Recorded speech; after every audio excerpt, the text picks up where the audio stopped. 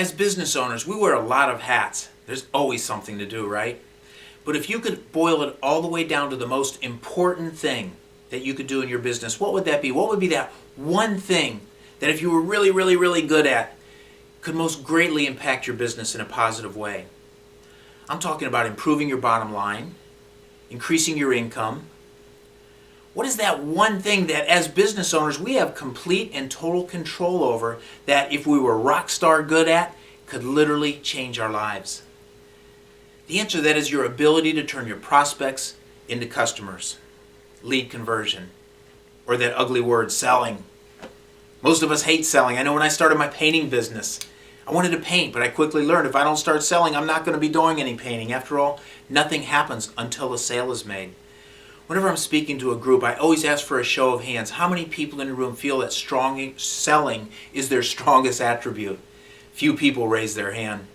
Then I ask them, what is the first time they ever sold? Can they remember their first sales pitch, their first sales presentation, the first time they ever persuaded somebody to their way of thinking?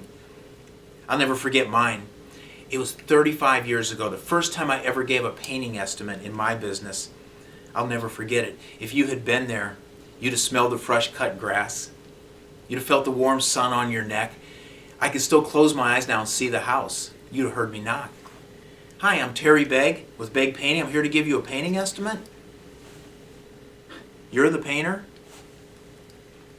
Yes, we talked on the phone yesterday about me stopping out this morning, right? Son, if I hired you to do the painting, who would show up? You or your dad? Me or my dad? Ouch. I forgot to tell you, I was only 18 years old when I started my painting business. I looked like I was 15. And the problem there was it didn't matter what my service was like. Nobody was buying me. They weren't buying the product. I just looked too young for them. And that hurt me a lot in my business. I learned the hard way that people buy through their emotions, what they feel. If they feel they're comfortable with you, they feel like you can handle the job, or if the product that you're selling, you're going to stand behind it. Feelings create selling situations. Many people in business have been erroneously taught that marketing and selling is the same thing. A lot of times we look at our marketing stuff and think of it as selling stuff. You always hear the two together, marketing and selling. Selling and marketing, like peas and carrots or Jack and Jill. Here's the problem though.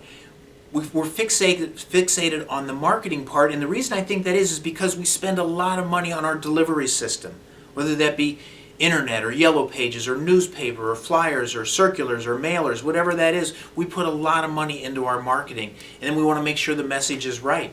It gets a lot of our attention, and we don't think about the selling nearly as much. Whenever I'm in a room, I ask people, what do you put more time into?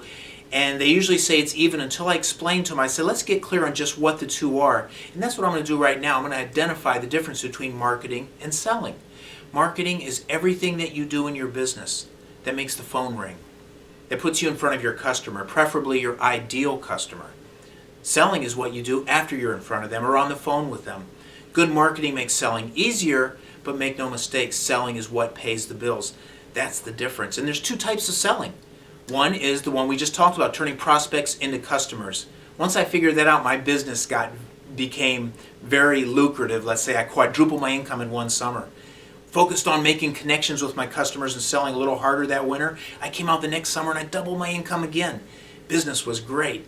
But it wasn't until about the last 7 or 8 years ago that my business became fun.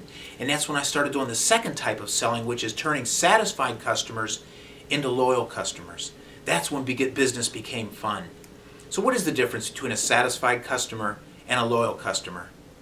Well, a satisfied customer will buy your product or service if it's convenient, if the price is right, if you can deliver when they want it, or do the job when they want it, if they feel you're going to stand behind your promises and warranties and guarantees, and still then make you wait for your money. Loyal customers will pay you as soon as you're done. They'll hire you on the spot. They'll use your services over and over again.